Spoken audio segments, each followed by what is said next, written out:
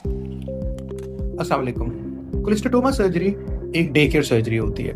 Day care surgery से मुराद ये है कि मरीज़ हमारे पास सुबह में आता है, उसकी सर्जरी होती है और सर्जरी के बाद वो शाम में रात में घर चला जाता है। इस सर्जरी में हम कान के पीछे से जाके जो कान की मुतासरा हड्डी होती है उसको साफ करते हैं।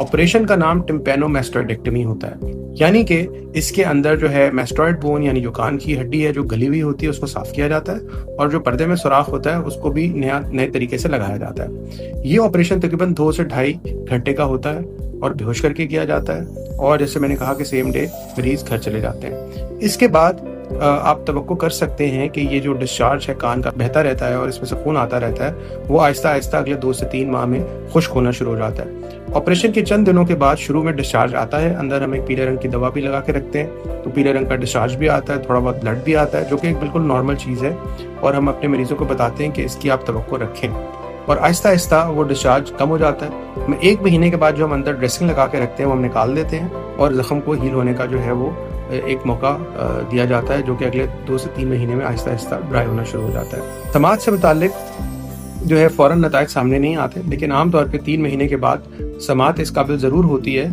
कि वो मुतासरा मरीज़ है वो सुन सके। बहुत डिपेंड करता है कि उसकी समात ऑपरेशन से पहले क्या थी। अगर ऑपरेशन से पहले उसकी समात अच्छी थी तो ऑपरेशन के बाद भी उसकी समात जो है वो कुछ ना कुछ जो है वो सर्विसेबल ज़रूर रहती है, सुनने के काबिल ज़रूर रहता है। शायद बहुत अच्छी ना हो, 100% ना हो, शायद 70% हो, लेकिन वो उसमें सुन सकते हैं और बाद में उनको हम फिर कुछ हेयरिंग डिवाइसेस भी दे के इसको ऊपर ला सकते हैं। कोलेस्टेटोमा सर्जरी जो है वो तकरीबन 2 से ढाई घंटे की सर्जरी होती है। आमतौर पे सेफ सर्जरी होती है, बहुत रेगुलरली हम इसको करते हैं, बच्चों में भी बड़ों में भी।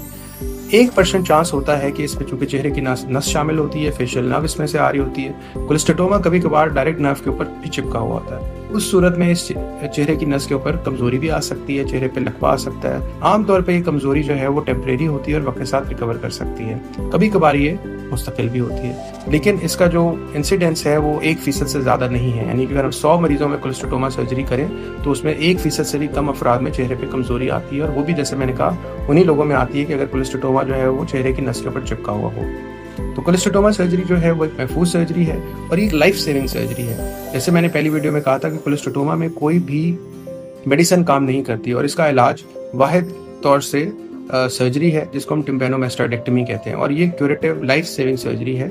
जिन भी अफराद को कोलेस्टेटोमा है उसको वो बहुत ज़्यादा देर तक डिले ना करें और अपने नज़दीकी कॉम्पिटेंट ईयर सर्जन से रब्ता करके इसका इलाज करवाएं। शुक्रिया।